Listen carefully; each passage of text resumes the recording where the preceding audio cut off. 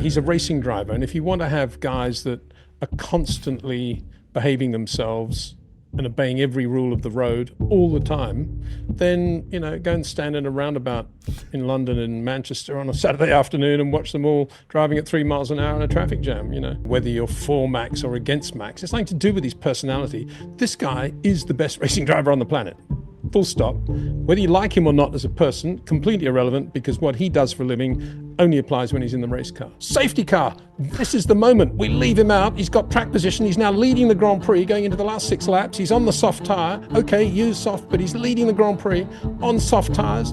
The 2 McLarens are on the same tyres. They're also on used softs. Max Verstappen in front. You think Max would have got blown away by both McLarens in 6 laps if he's on soft tyres?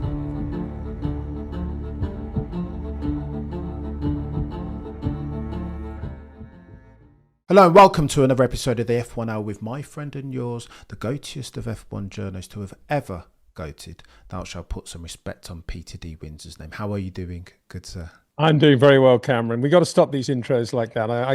It's...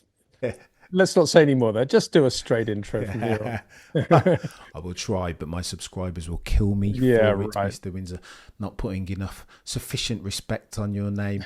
Mr. D. Windsor, as is customary, what was the biggest story to come out of the Spanish Grand Prix, in your humble opinion? Well, sadly, I think it'll be Max being volatile Max, and all the anti-Max brigade will be out there saying, told you so, and he should be banned for 10 years or whatever they want to say. For me, it was his car control when he lost the back end on hards at the restart through turn 14. It's just beautiful to see. As I've said a few times, you don't often see Max much out of line because he drives so well. He's a very linear driver. He loves to get into that rotation point that's unique to every corner, to every lap, to him, obviously, and get the car pointed straight, and that's why he always looks so good. But occasionally things don't go as planned, and he's on a set of, gotta say, ridiculously on a set of new hards, which are not up to temperature and probably never will be for the next 6 laps. And the back end just snaps out as he's flat in, probably 6th, I would think, at that point. And he holds the thing. It was a little bit of what Dennis Jenkinson would call a tank slapper, but not much. I mean, just 1 or 2 degrees, and then he got it immediately. Just beautiful to watch. So for me, if I think of that race, I don't know, 10 years from now, that's probably what I'll be thinking of, that little snapshot of that. Go on then, Mr. Windsor. I think you characterise it right, but probably best and most prudent to divide the chaos up into 3 stanzas.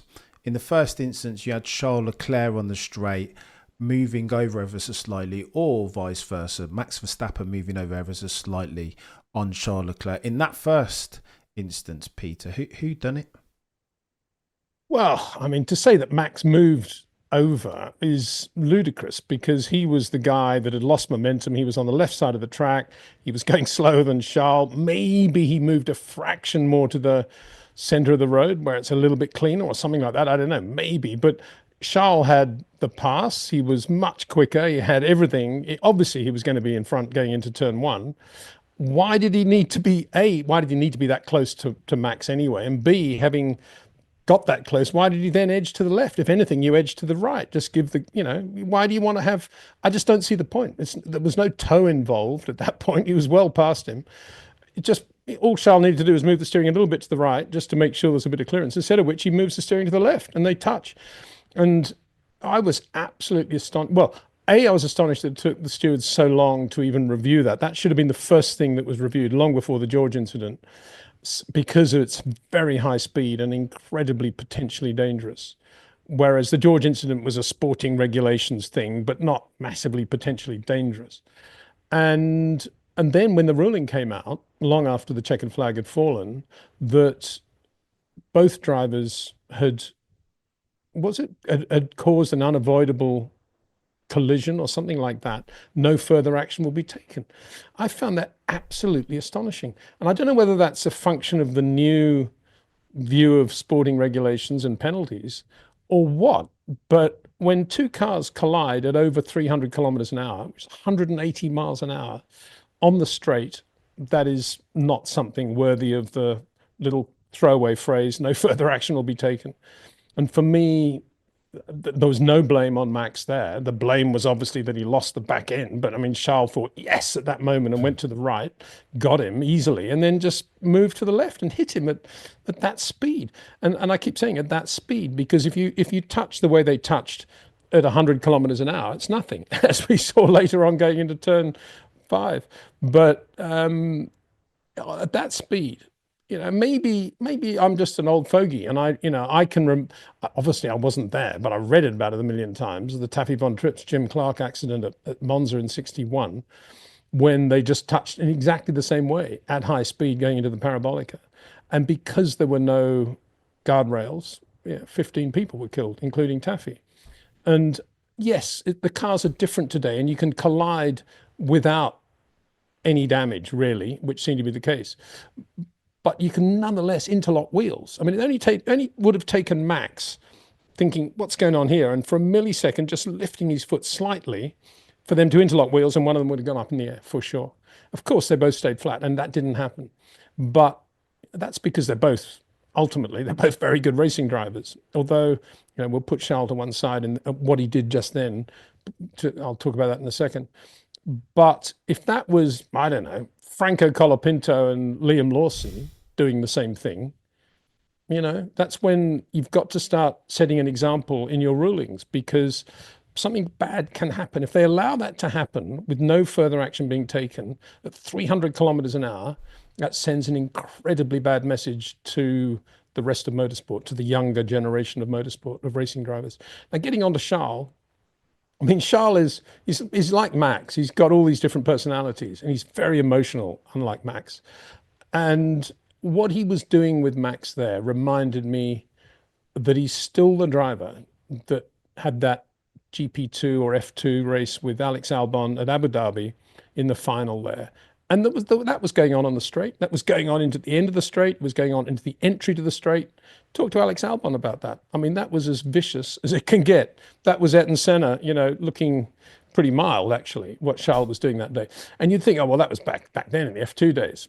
Well, that's what I used to think. But now I'm thinking, hang on, give Charles a little bit of adrenaline, and he's still capable of doing that, which is bizarre because, well, I suppose that's why he is such an interesting guy and such a good racing driver, because he's got all these different facets. He is very emotional. He does have that incredibly aggressive side in traffic.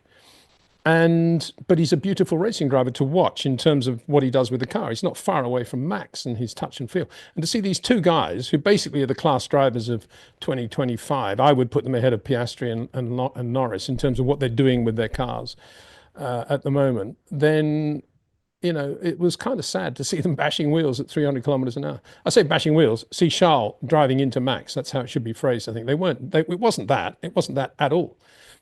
And Nigel Mansell and Ayrton Senna showed how to do it in Barcelona 91. They couldn't have got much closer without touching, but they didn't touch, did they? Just absolutely pin sharp. And I think basically Max was in that mode. And it's just that Charles, unlike Nigel, comes across on him. And that's the problem.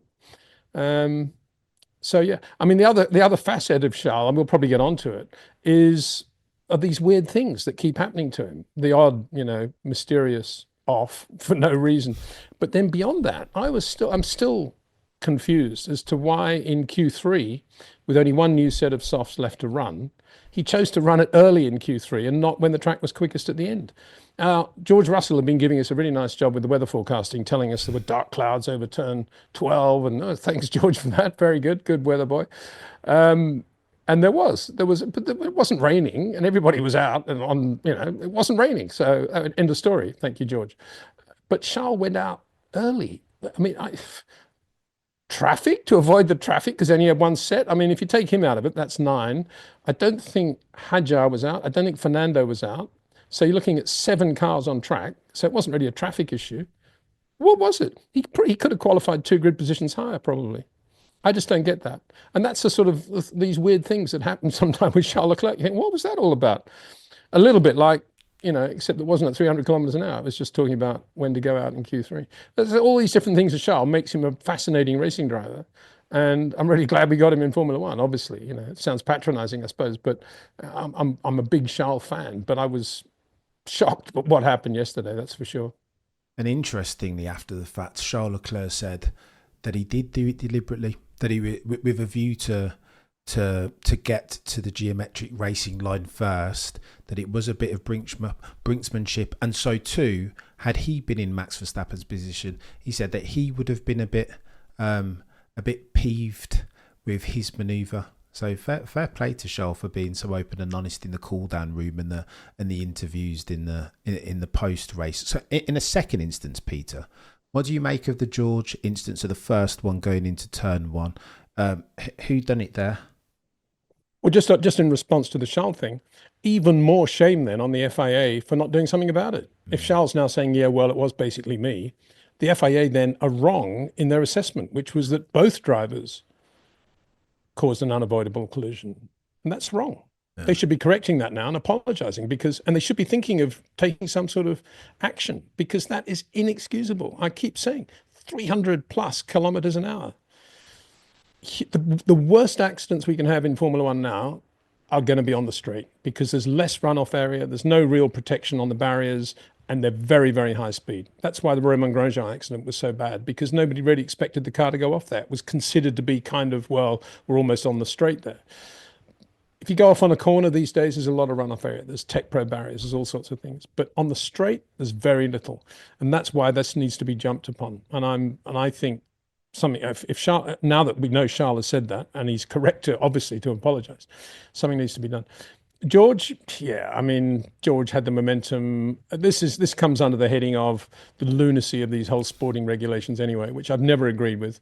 I blame Giancarlo Fisichella and Michael Schumacher for the whole thing. It came back to the Canadian Grand Prix years ago when there was too much weaving, and yeah, okay, they jumped on it and they did it with overkill, and it got worse and worse and worse. And now they're lessening the penalty, but they're not changing the actual rules, and they shouldn't have rules for things like that. It's, you know, these guys are supposedly the best racing drivers in the world, best drivers in the world. Well, no, let's not say that. I mean, not when we got all these guys going to the Rally of Sardinia this weekend. The best Formula One drivers in the world. And you know, I think Max did the right thing. You know, he avoided the collision. He went up the escape road, did the right thing. We've seen other drivers doing that. And I think he thought, right, you know, no problem. George tried something that wasn't on. I got my braking perfect, even though I'm on hard tires, and even though I had that ridiculous shunt with Charles Leclerc, I still did the right job. But I'll give him the benefit of the doubt, go down the escape road, and it should, and quite correctly on this occasion, the FAA decided that no penalty was required because Max did exactly the right thing, and George was just being George, you know, racing driver. So that was that, and you know, it was a function, obviously, of what had happened with Charles. It was a function of being on the hard tires, not up to temperature, and it was a function of Max being incredibly frustrated that he was on the wrong tires anyway. So then the big question is, what were Red Bull thinking in then getting on their own, picking up their own gavel, and being their own judge of the situation and telling their driver to give the position back? I mean, this is where we get into fantasy land, isn't it, really? And GP's normally so good with that sort of stuff. It feels like Max is almost his little brother, and he's if past his prologue, normally brilliant at giving Max just enough information, not too much, not too little, to kind of keep him motivated and keep his head in the game. And this was an uncharacteristic, in my humble opinion, Peter, an uncharacteristic mistake from one of the best race engineers currently in the game. And demotivating in an instant, almost making more frustrated than he needed to be, he's charging Maximilian Verstappen. I thought that was a really bad faux pas from GP, and again, uncharacteristically so, Peter. Well, we don't know it was necessarily GP, though, do we? It might have been Christian. It might have been Helmut Marko. It might have been anybody. Yeah. Who knows? I mean, there doesn't seem to be any leadership at Red Bull now in terms of the decision-making process, because you could say the same thing about the selection or non-selection of tyres into that last post-safety car stint. Who made that decision? And we're not talking about that yet, but I don't know. It's difficult these days. There's so many people there on every pit wall, in every garage. That's the problem with Formula One. There are not enough Jonathan Wheatleys out there who can just make a decision and get on with it. Or Patrick Heads, if you want to go back to the old days. No answer, this is what we're going to do. Win, lose or draw. There's too much committee making going on. And I suspect if you look at that decision, that would have been based on the number of, I don't know, has he got a few penalty points already, I guess? I don't know. Max has probably been a bad boy in the other races as well this year. Not that I pay much attention to that penalty point thing because I think it's, but it's probably that, and it's probably overlooking a situation with Red Bull's image and what we need to be seen to be doing. We don't want the FIA involved anymore. We will handle it, sort of thing. I don't know. Was it some of that rubbish? Yes. Possibly. So I think Max went into the Barcelona Grand Prix with 8 penalty points on his super license, needing only 12 to get a one race ban. So that 100% has to be part of their thinking. But I mean, we're here after the fact, as you mentioned in your video, Peter, that the FIA deemed no further investigation necessary because George had a massive understeer moment, and one of the three tenets as far as overtaking up the inside is, of course, making sure that throughout the overtake, the combined entry, apex and combined exit, that you maintain control of your car, and George Russell didn't do that. Ergo, no need for Max Verstappen to cede position, which is, it. To your point, Peter, it's another massive drop of the ball by Red Bull, uncharacteristically so, or at least pre-Jonathan Wheatley leaving it was. So I don't know. It's no, absolutely confirming what we say. Although just hearing you read out that rule or narrate that rule, the detail of it, again is a reminder of how stupid these rules are. Because since when has mid-corner understeer been out of control? Yeah. Any great Grand Prix driver is totally in control with mid-corner understeer. So how can they possibly draw up rules with little things like that in it? It's just absurd. And yeah, I mean, George obviously ran wide. I mean, that's anything you can say. So yeah, but George is going to do that, isn't he? He's on the inside. Why not, for Pete's sake? And you know what George Russell's going to do. He's an aggressive racing driver, and Max knows that, which is why he took the escape road. Simple as that. They just did what two good racing drivers do. But yeah, it comes down to this fear of these regulations and what you can do and what you can't do. And I don't know, is this the first time a team has actually preempted the decision of the FIA and done something like that with its driver? I mean, it's just completely ridiculous. I don't know what they were thinking. And I, we talk about Jonathan Wheatley. I think Jonathan Wheatley would have either been at the steward's office by then, hammering into them what they should be doing or not doing, in his opinion, or he would have been on the blower straight away. Are you guys going to take action? Blah, blah, blah. And, that you need that sort of under the table operation going on all the time. And then talk about clumsy, to tell their driver to give a position back when the FIA said, "Oh, he didn't need to do that." And again, it brings into focus this whole giving back position stuff anyway and gaining an advantage. It's still not clear if you're leading a race or leading another driver, and it's semi-wet, and you lose the back end going into a chicane on slicks and it's semi-wet, and you go down the escape road and you come out and you've gained, I don't know, 30 meters over the car behind you, but you're still obviously in front because you were in front anyway. What are you supposed to do then? This is where this whole thing is ridiculous anyway. Yeah. No, because they would say, "Oh, well, we don't want drivers just going down the escape road." But then equally, how do you possibly police that anyway if he's in front? And so the whole thing's nonsense, in my opinion. And what Red Bull did, I mean, Red Bull made one great call yesterday, which was to put Max onto new softs at the first stint. I think that was a great call. It discombobulated everyone, including McLaren. And it massively took him away from Ferrari and Mercedes. There's no way they were going to get near him. And potentially he was going to put pressure on the McLaren drivers. And he almost did. He put a lot of pressure on Lando, and it wasn't far away from Oscar. When you think of the disparity between the performance of the McLaren and the Red Bull, an amazing 2/3 of the race or 3/4 of the race for Red Bull and Max Verstappen. And then in short order, they made, well, first mistake was to bring him in the first place. Second mistake was to put him onto hards. Third mistake was to tell him to give the position back to George. Fourth mistake was not immediately to protest the collision with Charles Leclerc. Any others we can think of? It was pretty bad. And then meanwhile, I guess this is not a mistake, but then the guy they let go, Jonathan Wheatley, has his car eventually finished fifth because of Max's penalty, would have been sixth. But beyond that, fastest pit stop of the day to Jonathan Wheatley. Wow. That used to be Red Bull getting that week after week after week. It's You not. know, what, too many good people have left Red Bull and they've let them go. You know, Adrian Newey, Jonathan Wheatley to name but two. Obviously, Rob Marshall's another. No coincidence, Mr. Windsor. It feels like this is Yeah. all somehow related. Yeah. Yeah. And if ever there was a moment, if Max was ever thinking, I love Red Bull. I've had so much success here. Still some really good people here. I love the boys and girls in the garage, and still a great team on the ground. And I walk through the drawing office, and there's still a lot of good guys there. And looking forward to next year. But then on the other side, he thinks, how long can I keep driving this thing just to qualify third or fourth and struggle to finish third or fourth in the race? This is the sort of race that will put him over the balance now, I think, into thinking, I've got to get on with my life and be with a team try and join a team on the way up. I mean, that's all adds up to Aston Martin, doesn't it? Sadly. I say sadly because of the whole Aston Martin thing, which is kind of annoying. But anyway, there you go. Go on then, Mr. Windsor. In the third instance, then, what do you think about Max's losing his head moment, as people are terming it? Do you think he deserved the black flag, or was the 10-second grid penalty or the 10-second penalty sufficient?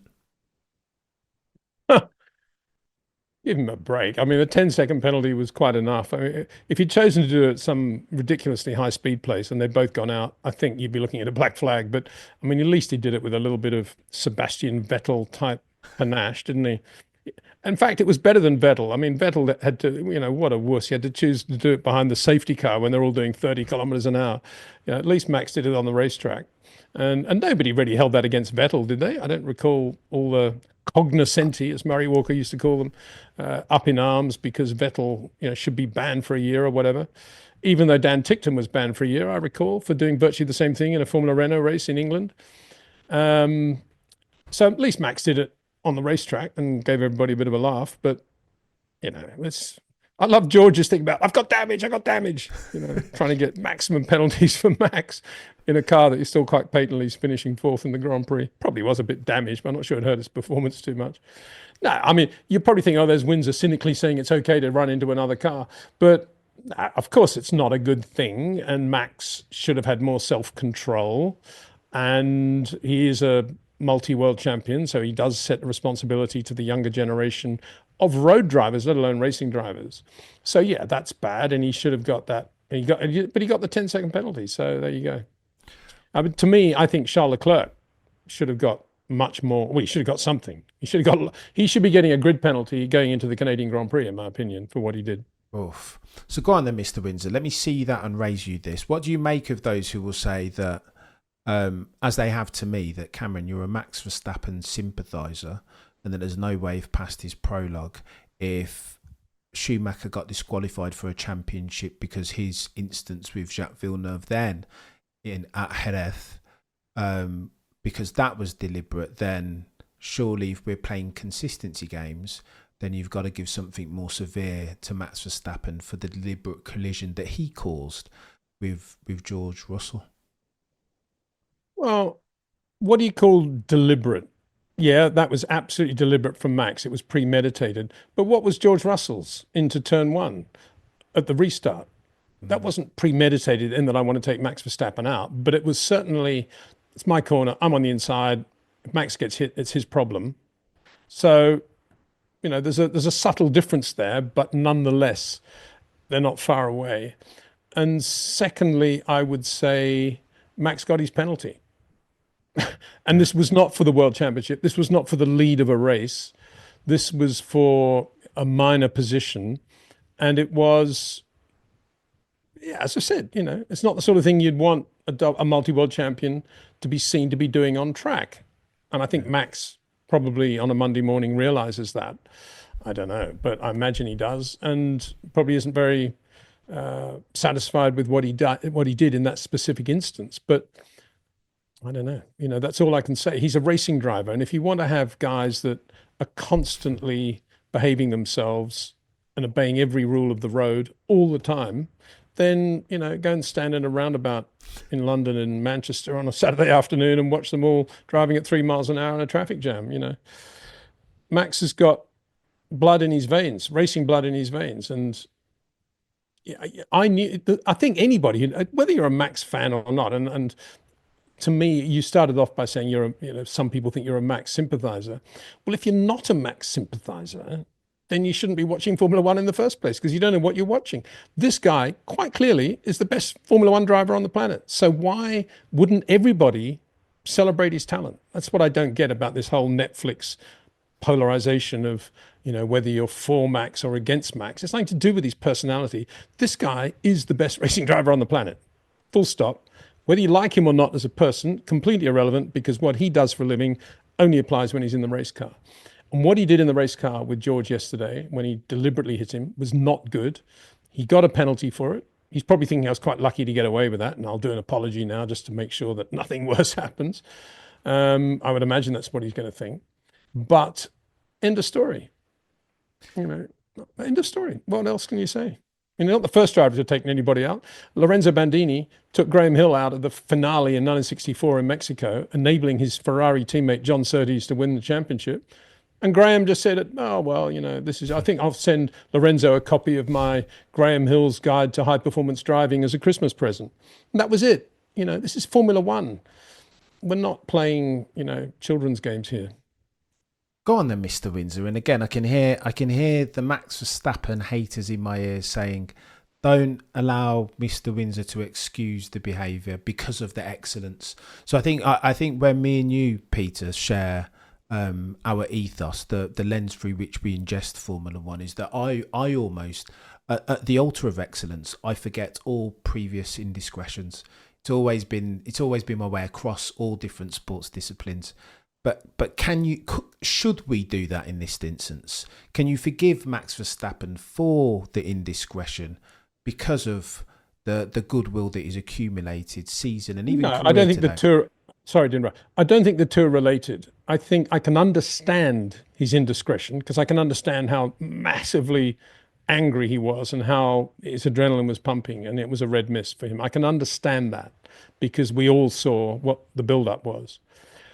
And don't get me wrong, I'm not saying the 10-second penalty was correct. If the news was Max Verstappen has been suspended for one race and he will not be competing in the Canadian Grand Prix, I would be still sitting here now saying, yeah, he got the penalty. He's going to live with that. He'll miss the Canadian Grand Prix. But we should all still celebrate this guy because he's really, really good. And he's paying the penalty for doing something stupid. I'm not saying that the 10-second penalty was correct. I think it was actually quite lenient, to be honest. All I'm saying is, end of story. We know if you give enough fire to Max Verstappen by a multitude of errors and a collision at high speed and a million other things, having just driven one of the best Grand Prix of his career in a car that's nowhere near the McLaren, and yet still be able to put pressure on them towards the end of the race because of the way he's driven and managed the tyres and driven it so well. If you add all that together, I'm not surprised that he blew his top. That's what I'm saying.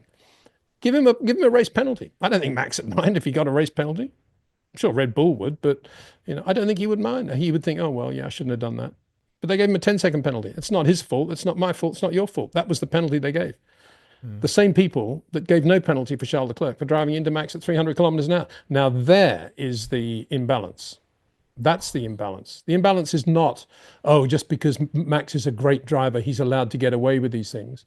That's not the imbalance. The imbalance is the Leclerc thing. And as I say, if you want to ban Max for a race or two races, whatever it is, do it. I'm still glad we got him in Formula One because I love watching him drive the race car. I don't actually pay much attention to anything that goes on outside the racetrack or the race car.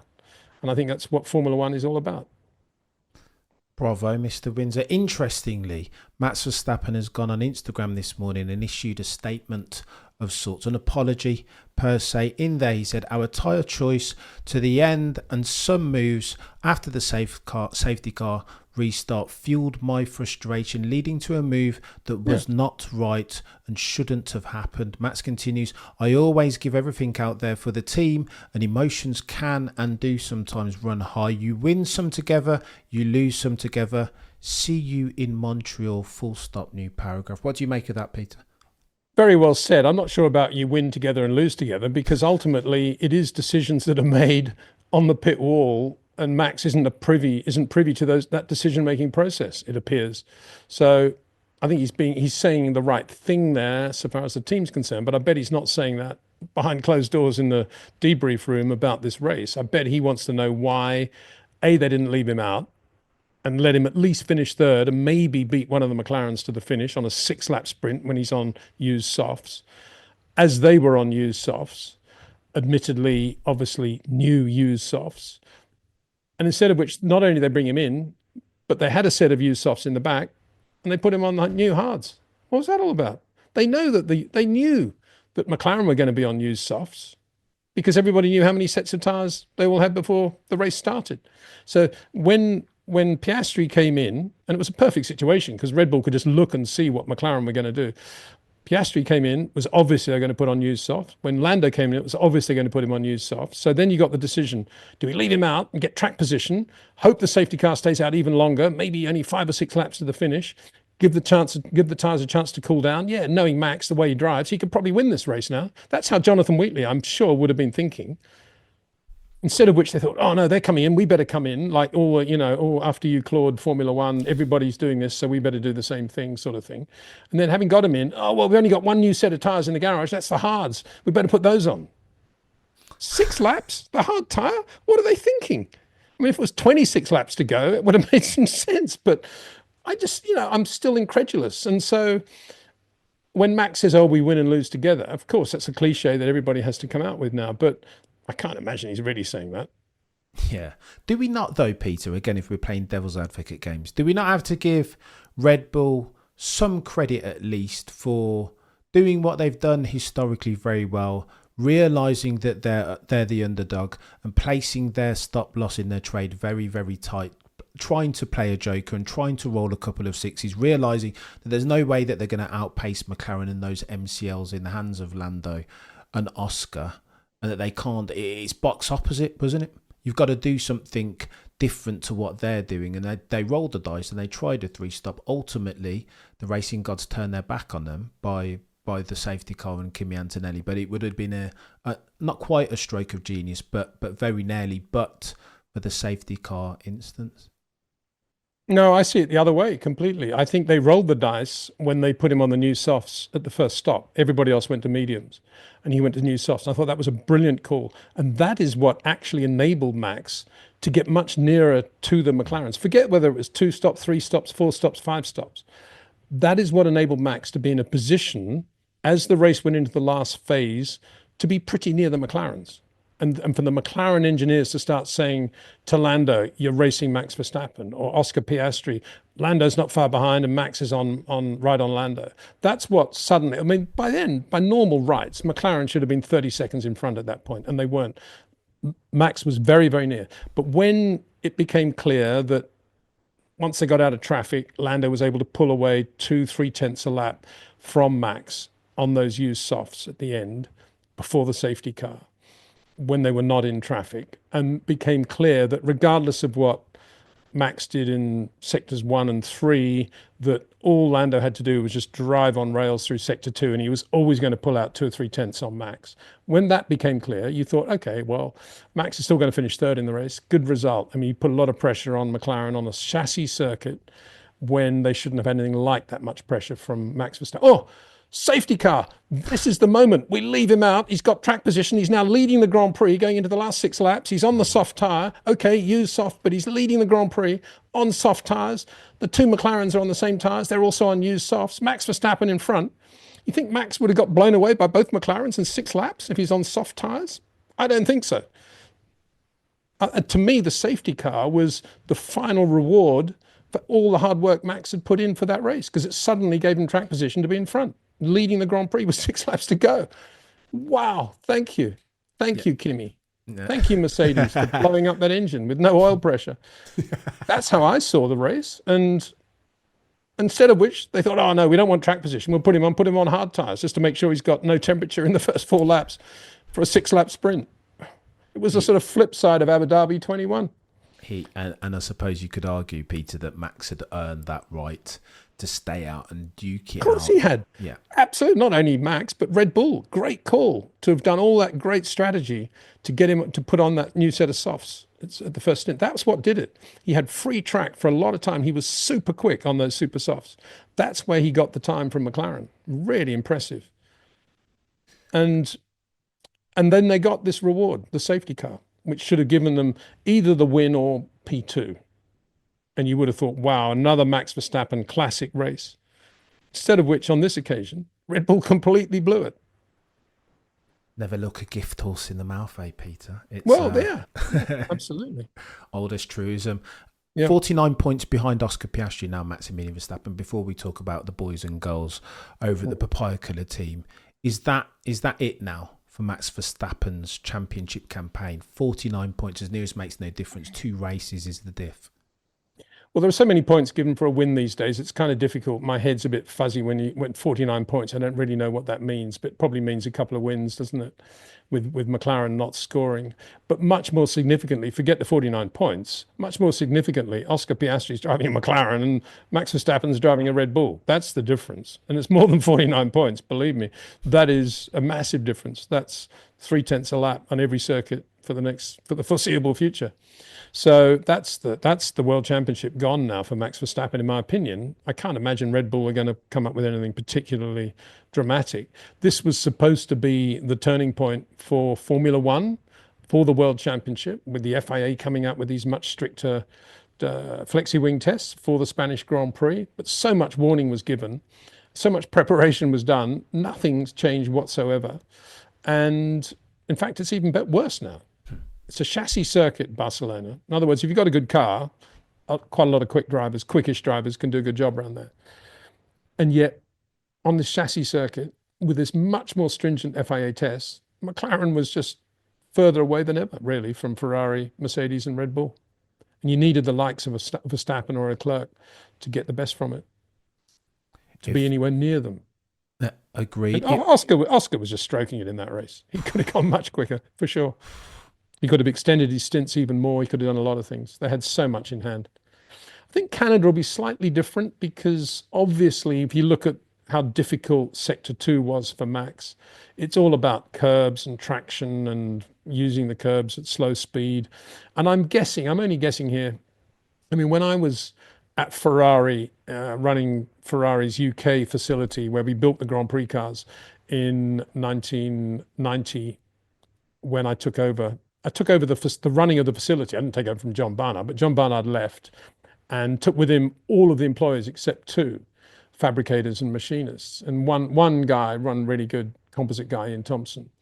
And the thing was that there were new Goodyear dimensions for 1990 compared with 89, and it required quite a lot of suspension revision and other things, and the seat and various other bits and bobs. And looking at the Barnard design, one of the reasons the Barnard designs were so good was because, like Adrian Newey, his attention to detail was absolutely brilliant. And it took him quite a long time to design the cars back then because they didn't have all the facilities they have today. But when it came down actually to changing pickup points or suspension arm lengths and things like that, changing wheel movement at the back to accommodate the new Goodyears, there was virtually no room in which to play on the back geometry of the car.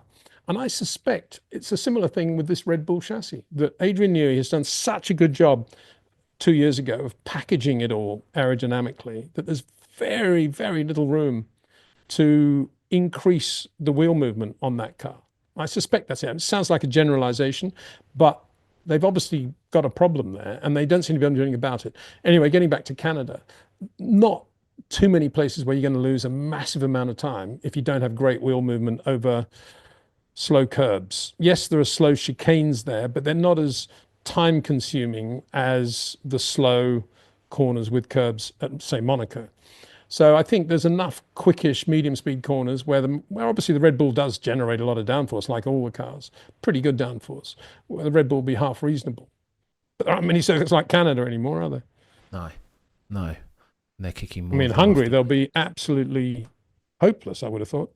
McLaren will disappear in Hungary. Yeah, medium speed, a lot of those. Yeah, and that's the problem. There's a lot of, in the old days, there used to be a lot of talk about why Bernie or the FIA didn't do more to get Jacques Villeneuve into a more competitive car, or Fernando Alonso now into a more competitive car. It's much better for Formula One. Why don't they use their muscle?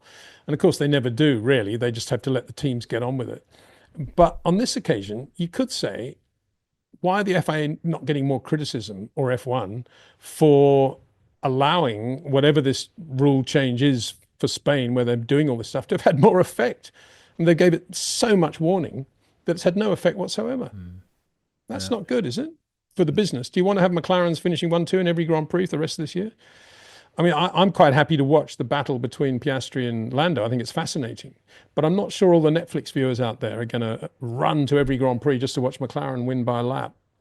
I don't think we need another 1989, Peter. It is a different time. 88, you mean, or 89? 88. McLaren dominated. 88 and 89, weren't they both? Well, dominant? yeah, slightly different in 89 because Ferrari had that Barnard car for the first time, and it was going reasonably well. Some races. Yeah. No, I don't. But 88 was the totally dominant year of McLaren, and I guess everybody loved it then because they loved the Senna-Prost battle. And TV ratings were probably quite good, but then it was free-to-air television then, so it's a very difficult thing to compare with today. Mr. Windsor, let me ask you this question. Speaking of free to television, there was a lot of chatter amongst F1 fans globally around the broadcast again, particularly Nico Rosberg. So again, it's a controversial circumstance. Max Verstappen fans, stands and extremists are going to react a certain way. Nico Rosberg said a couple of different things on the broadcast. In the first instance, that Max Verstappen, because he did it deliberately, that he needs to get a black flag. It's a nothing burger of a question, even a non sequitur of an issue. To which you had Max Verstappen fans saying, "What are you on about Rosberg? This is a 4-time champion. How very dare you put some respect on Max Verstappen's name?" And then non-Max Verstappen fans were saying, "Oh my goodness, Nico Rosberg is such a breath of fresh air on the broadcast. He's a straight shooter, a thinking shooter. Give that fella a check and allow him to write his own number." On what side of that fence, Mr. Windsor, do you sit?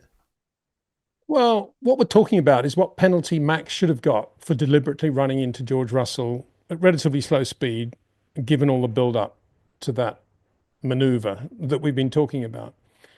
And I don't really have an opinion about that because, well, I have an opinion, and my opinion is whatever they think is correct. If it's a black flag in that race, fair enough. If it's not able to run in the Canadian Grand Prix, fair enough. If it's 10 seconds, fair enough. I think the penalty is what it is. It's a terrible thing to say, but yeah, I'm not saying Nico Rosberg is wrong there, but I do think glass houses come into play here, because if you want to talk about doing something deliberately, we still don't have a clear picture about what happened on that pole lap at Monaco when he supposedly locked up going into Mirabeau, costing Lewis Hamilton the pole and effectively changing the balance of the World Championship. As a result, we all know how important the Monaco pole is. So before Nico comes out with phrases like that, he needs to come clean, show us all the telemetry leading up to that incident at Monaco. I've always given him the benefit of the doubt there because I've always thought he's a really nice guy and he always speaks the truth. But I've always had in the back of my mind what happened there. That was very, very unlike Nico to do that, to make that sort of mistake when he did. And so that's why I say you've got to be very careful when you start criticizing. If you're a Grand Prix driver, criticizing other Grand Prix drivers, you've got to make sure that you've got a reasonably clean bill of health yourself. Very good shout, Mr. Windsor. You've been up close and personal with these fire-breathing dragons of F1 drivers. I remember 2007. I thought you were going to say Max Verstappen fans. I remember hearing you on the broadcast questioning Fernando Alonso about Hungary 2007, whether he did that deliberately. How do you traverse that line as a broadcaster, Peter? Like, you need to ask the tough questions, but what you desperately don't want to do is cheese off a Max Verstappen or a Fernando Alonso in your instance, so that they never want to field nor pitch your questions again. How do you balance those two masters? Well, in my case, I didn't, which is probably why I'm not doing it anymore. I always used to ask what I felt was the pertinent question. And so when Michael crashed at Sainte-Devote and thus got the pole at Monaco. My opening question was, so Michael, how could you possibly make a mistake like that in a slow corner like Sander Vogt? You got into the corner and then you just put too much power on in the middle and drove into the guardrail. Very unlike you. Yeah.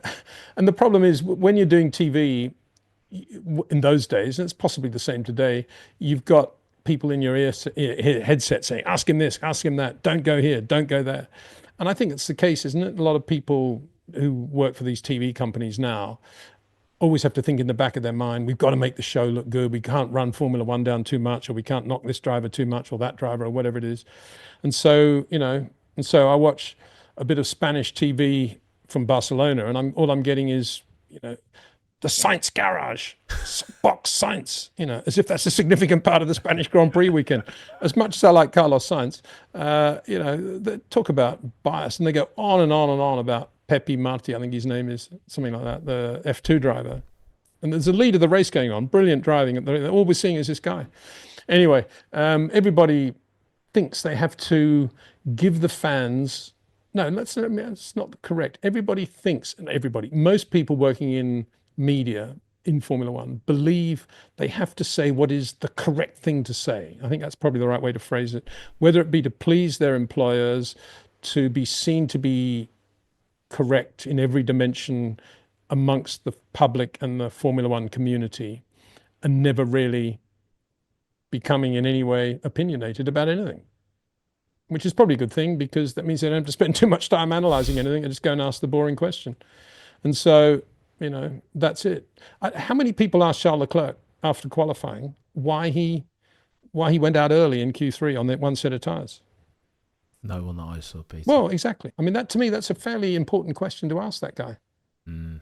Yeah, but you've got to have... And I've done it through the back door now, and I know the answer. The answer is that he was a bit concerned about traffic and the weather, and he just wanted to go out there and get a clean lap and get it done with, which was ludicrous, absolutely ludicrous, because it would have been maximum 6-7 cars on track. And so, yeah. And one thing, just on that, I thought it was really interesting to see Isaac Hadjar only run one new set at the end of Q3 and not go out on a scrub set of the only other softs he had, which were scrubbed. And that was because he just wanted to keep the references in his mind for the soft tyre absolutely fresh on what the new tyre could do, and didn't want the feel of the used tyre at this very critical moment in Q3 to come in to his nerve system. I thought that was very, very cool. And not the only driver to have felt that way, of course, but he's a real thinker, Hadjar, real racing driver. Got a lot of time for him. And interestingly, Peter, over the past 2 Grand Prix, he's now scored more points in the drivers than has Max Verstappen and Tsunoda-san put together. How interesting is that? Way to make a case to get the promotion to the big team, the head table at Red Bull Racing, if indeed he wants it still. I mean, was Yuki Tsunoda in the Grand Prix yesterday? I suppose he was. There was some other bloke who wasn't in it. I'm not sure we noticed it, whether he was there or he wasn't. I can't remember who that was. A green car, maybe? Yeah. I mean, why do these people bother? Or why does Stroll bother? I think we've had that wrist thing before, haven't we? He's had it. He had it in Malaga. What is that all about? Is that a euphemism for something else? Yeah. He had it in Malaga 2023, I want to say, and it's become a repetitive strain. But don't they have power steering in these cars anyway? Yeah. I think the concern. How would he get on in a 1200 horsepower Williams 11B with no power steering? With or without injury, no chance for Lance Stroll, Peter. I think what concerns me though is that Lance would have known about that injury and that he had potentially a problem on his hands, no pun intended, before he got to FP1, and he's almost done that deliberately to ensure that Felipe can't, per the regulations, can't stand in. But again, that speaks to the man, the myth, the legend that is Lance Stroll. As he ran third base, Peter, let me ask you about McLaren quickly. Oscar Piastri now in the lead. Is this his championship to lose, do you think? I thought you were going to say, Peter Windsor, you were convinced that this was the turning point in Monaco for Lando Norris, and he's going to bounce back and win in Spain. I thought you were going to give me a really hard time about that. No. Fair play. Go on, let's do that one. It's interesting, isn't it? Because I think Lando did actually have this race weekend in hand until he had that big moment in FP3 going through turn 9, and he lost the back. and took an escape road which none of us knew even existed, amazingly, got back on the track. But ever after that, he was never, ever as sharp as Oscar. It was almost like it spooked him. A little bit like Jenson Button. I remember Jenson Button having a massive moment, I think in the BAR through turn 9 in practice, crosswind deal. And I mean, he was never really on it the rest of that weekend. And it lasted through to Silverstone as well, where he wasn't on there either. Similar corners there. And it could well be that, maybe one thing I've never really thought about is that on super quick corners, which, I mean, we're talking 7th gear, turn 9, slight lift going in. Maybe Oscar's always now going to be better than Lando, and that's where it is. And I did say in my Friday vid that Oscar is more likely to overheat the rears than the fronts, and Lando the opposite. And so it proved in the race. When they asked Oscar how the tires were, he immediately said, "Oh, the rears are starting to go." And it was no surprise because he does drive with the rear. He's got still quite a wide entry. Well, he has got quite a wide entry, wider than Lando's, but he's got this sort of ability just to get on the power and ride the rear with incredible sensitivity and touch, and something that Lando can't do at high speed. I think that's another thing. I still think he's got the talent to shorten his corners, slow, medium speed corners, but I think high speed, Oscar's all over him now. And, that's going to show up at Silverstone big time, in my opinion. Zak Brown has said as much on more than one occasion that he thinks Oscar is braver through the high speed turns. I always thought, Peter, like you, that Lando Norris would have, if he could get his head right, if he could somehow grow some mental fortitude and pull the best out of himself at the times, I don't know, as an example, Monaco Q3 when it matters most.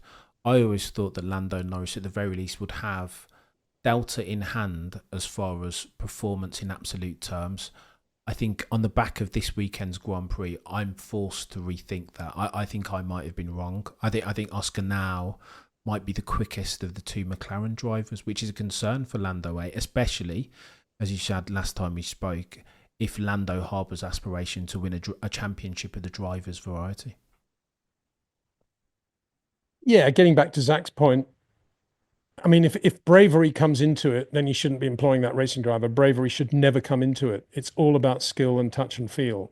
And Sterling Moss put the whole bravery thing to bed when he said, if you require bravery in order to be quick, go and be a dentist, go and be a doctor, go and be dig holes in the road. Do not be a racing driver. It's all about feel and anticipation and touch. And you should know exactly what the car is going to do next at any given moment, give or take a puncture or suspension failure or two. So I'm a bit confused by that Zach comment, because bravery should not come into it. I think what Oscar has, as I say, is a natural feel for the back of the car, a bit like Carlos Sainz, a bit like Liam. He's a sort of Liam Lawson's an untidy version of Oscar, and I don't think he'll ever change from that. But he drives in a similar way. It's the rear of the car, whereas Lando is the front of the car. If I think of Canada, I suspect what I would call turn 1, the tight left-hander, or tight, reasonably quick left-hander, after which there is a very tight right-hand hairpin. I suspect in that little bit of road, Lando will be better than Oscar, because he'll be very good at coming out of that corner with not too much load on the rear and getting a little bit of creating a little bit of a straight area where he can just get the car stopped and turned into turn 2, the hairpin. Whereas Oscar, I think, will come out with more load and he'll find it a little bit more difficult to get the car absolutely right for the hairpin. But then, everywhere else, all those chicanes and the quick kink after the first chicane or the second chicane, I can't remember, first chicane, they go through that right-hander. Oscar will be brilliant through there. And hairpin is a hairpin, that's not going to be a differentiator. High-speed braking, they'll both be very good. So, yeah, Oscar's definitely better on fast corners, I think. As we saw, I think that moment spooked Lando in turn 9 there. And it wouldn't have spooked Oscar. Oh yeah, lost the rear, mate. Yeah, no worries. Whereas Lando, I think, was, woo, what happened then? And that's the difference. I mean, Max is never spooked by things like that. I mean, I was thinking actually with Lando saying, oh, Max ought to drive a McLaren and see how bad the McLaren is. How would Lando have coped with the Red Bull on hard tires at the restart? That's what I would like to have seen. Well, I know what would have happened. Going through 14, he would have gone down 2 gears probably. Yeah, he might. I'm not saying Lando's a wuss in any means. He's not. But because he hasn't expanded the area where he's better than Oscar, which I think is the potential to shorten the corners, and he was even wider going into 3 in Barcelona than Oscar was. I hope some people watching yesterday could see the difference. I mean, Max into 3, out of 2 into 3, was absolutely brilliant, I thought. And that's one of the reasons he was able to get the tyres to last as well as they did on a car as bad as the RB21. Just incredible how he was balancing the car through there. Whereas Lando was coming out and just massively wide approach into 3, using far too much road and using the tyres far too much. And when he was following Max actually into turn 12, the long right-hander at the top, lap after lap, you'd see Max doing what he does and just gets into the brakes, gets into the rotation point really early, massively impressive in the way he's coming out of the brakes and loading up the steering.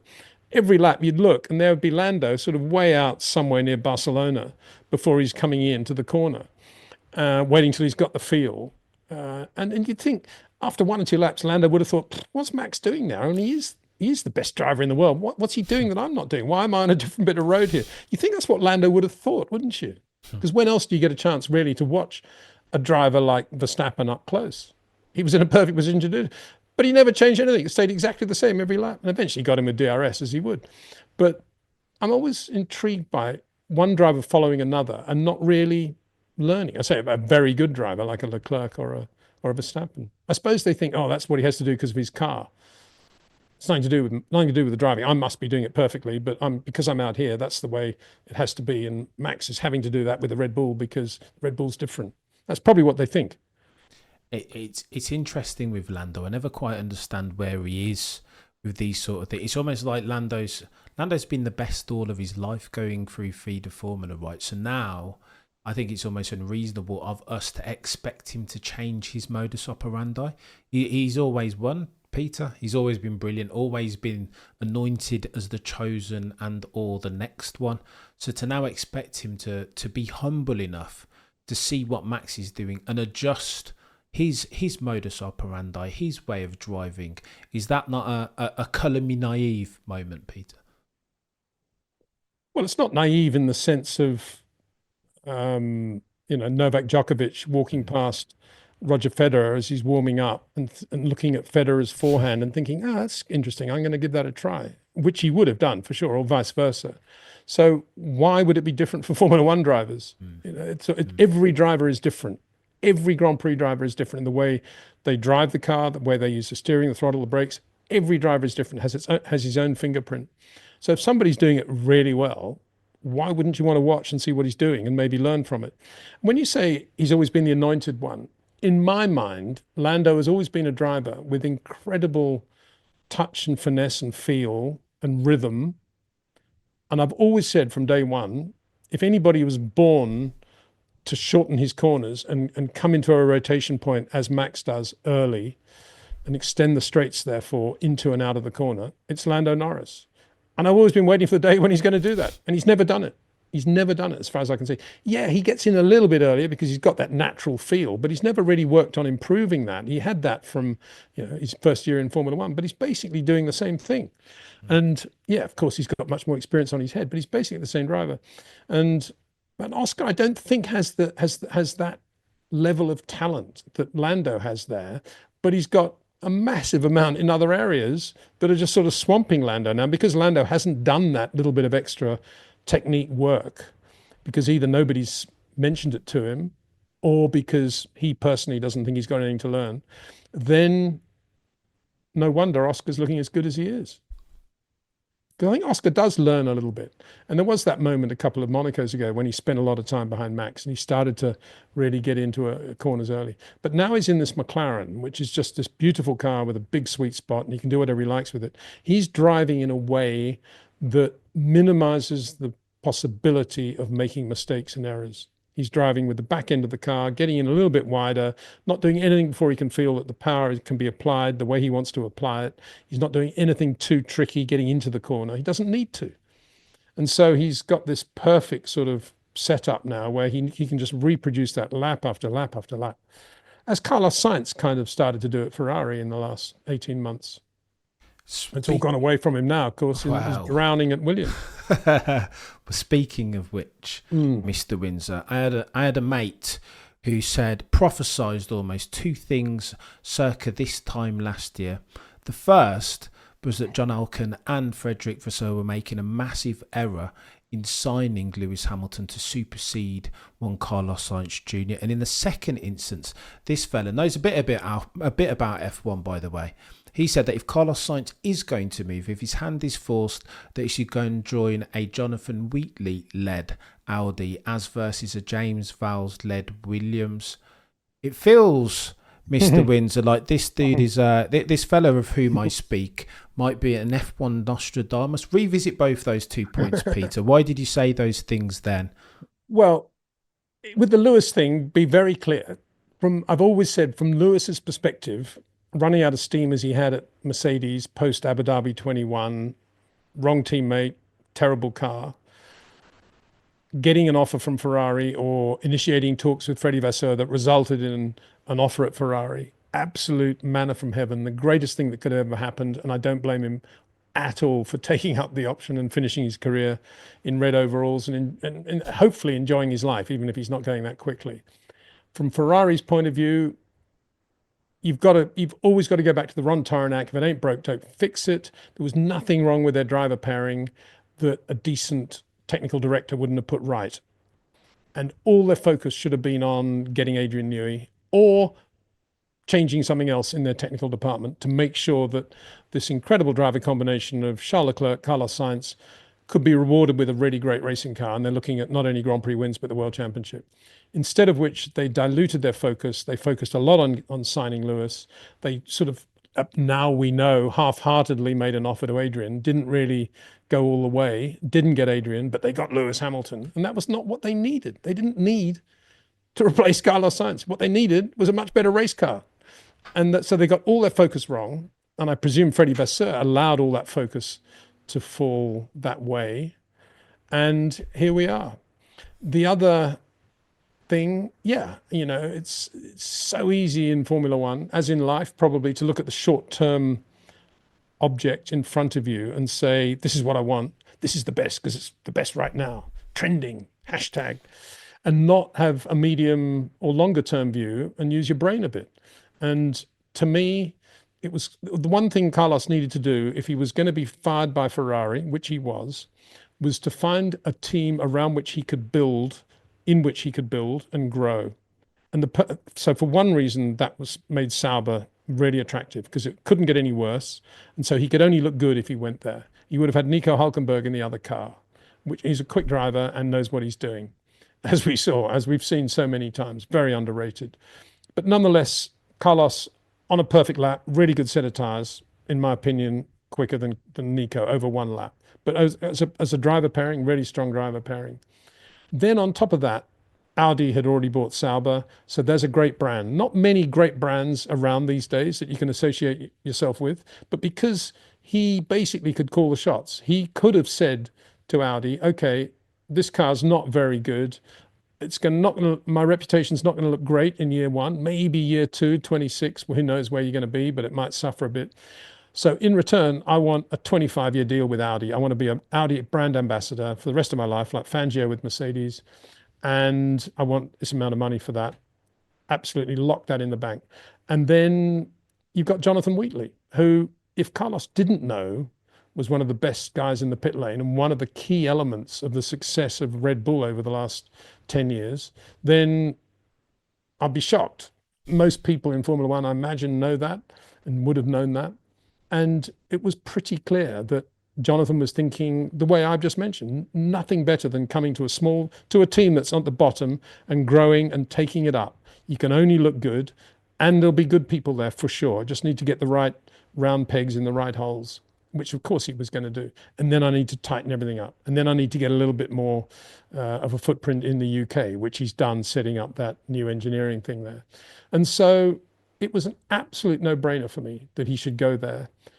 On the other side, he's got Williams, who are a Mercedes customer team that are going to be here or not in the future, depending on what their owners want to do. They're a little bit sort of vanilla in the way they appear. They don't have the character or the gravitas of a Frank Williams owned Williams team. They're a different feel. And apart from anything else, you've got Alex Albon in the other car, who is not slow at all. And so Carlos ran the risk of going to Williams with not massive amount of future there in terms of where that company could take him. A, B, yeah, of course, out of the box, they're going to be quicker than a Sauber. We know that. But how good are Williams eventually going to be? Big question mark. And beyond that, he's got Alex Albon to beat, who's got incredibly smooth touch and feel. Yep, long corners like Carlos. But I would say that Albon's transitions from straight line to initial steering input are smoother than Carlos Sainz's. And I wonder whether Carlos took that into account as well. You know, on a good day, both of them in a new set of tyres, with the car handling well, Carlos is not going to blow Alex Albon away. He might be a tenth quicker, but he might not. And that was always he was going to be on display there alongside Alex Albon. Whereas at Sauber, because they're coming up from the bottom and Nico Hulkenberg in the other car, you know, nobody expects both Saubers to be really good all the time. And he would have had pressure on him, obviously, but not the pressure, not a negative pressure. It all would have been positive pressure of growing with the team, with the brand, the whole thing. So I think he made a big mistake because he didn't look in that medium term of where he could be.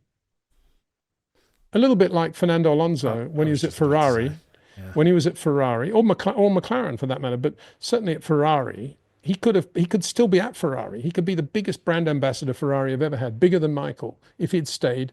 And he just looked after everybody the way Michael did. And he hadn't.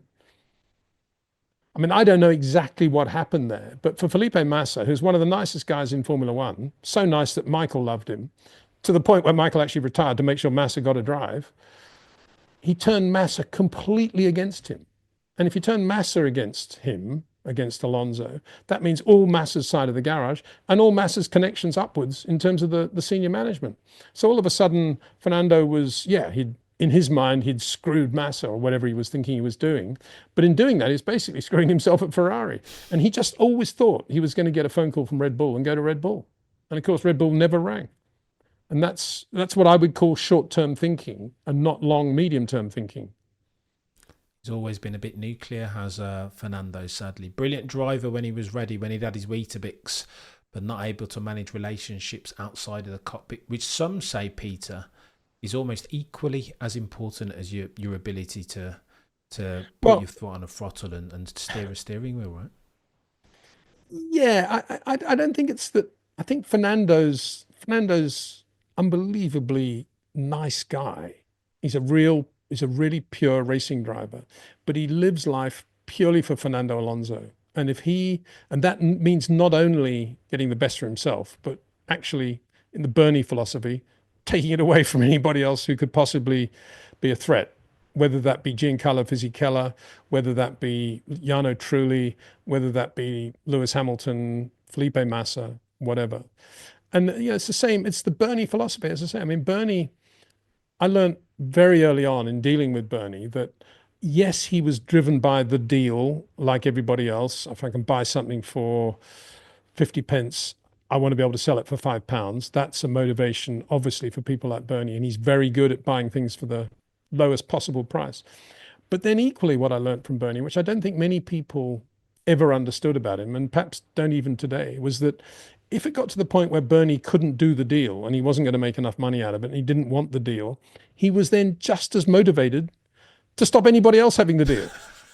That was the key to Bernie. A lot of his time and a lot of his effort and a lot of his motivation was stopping and hurting other people as distinct from trying to get the right thing for himself. And I think Fernando's a little bit like that. And no surprise. I mean, he's very close to Flavio, and Flavio's part of the Bernie thing anyway. So that whole ethos is there, isn't it? You want the best for yourself. It means the worst for everybody else. And that's what we saw at Ferrari, I think. with Fernando. I mean, I love Fernando dearly, and I think he drove really well actually in Spain. He didn't have any new tires at any stage of the race, did he? I think every set he had was scrubbed because that's how many tires new tires they had to use just to get him into Q3. But he drove well, and I hope we're going to see him in an Adrian Newey car next year because he's still definitely right there in terms of his ability to have the car beautifully square on the road. He's still got that initial, tick of the steering going in, the counterpoint to Alex Albon, but he's quick. He's definitely quick. Not a bad driver, particularly in his heyday, Mr. Windsor. As a final question, a hypothetical game, Peter. You spoke about Bernie being cut from, or Alonso even being cut from Bernie's cloth, and kind of not just wanting to win, but wanting to destroy all of his enemies and or teammates. In stark contrast to Orlando, who seems to be a young, happy-go-lucky fella that wants everybody to drive and survive.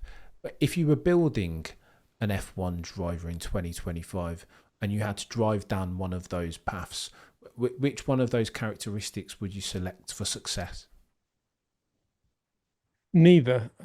To be honest, I don't agree with the destroying of the opposition philosophy as a motivation. And I don't agree with the drive to survive philosophy either. I agree with, if this is the last thing I do in my life, will I still do it philosophy. I agree with the 185 mile an hour blind entry right-hander with a lot of crosswind philosophy. I want the driver who's not going to lift at that point. That's what I want.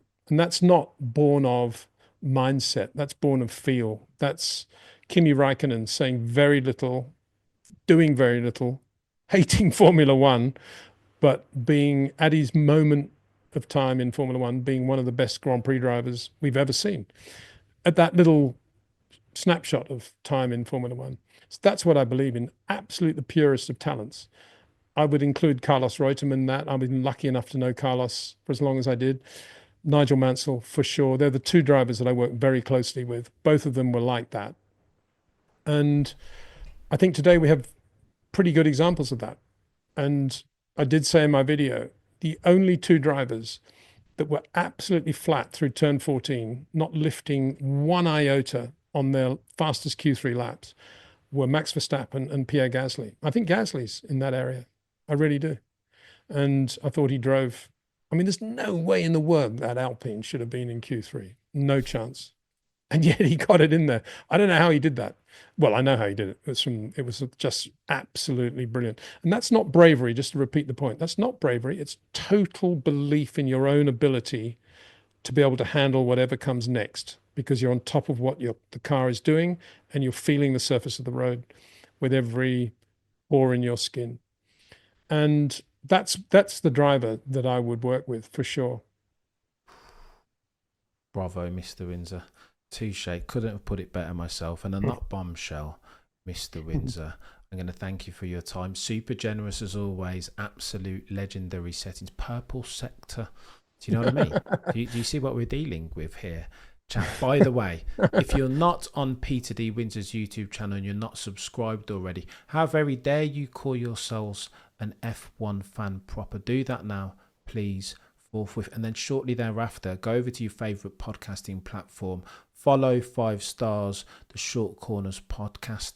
Again, Purple Sector Insights, God tier level F1 storytelling, different level. You won't get it anywhere else. If you're watching this on YouTube, like, comment and share. If you're listening to this on a podcasting platform, do me and you a favour and follow and 5 stars. Between now and next time, the prosecution rests. No further questions. You're on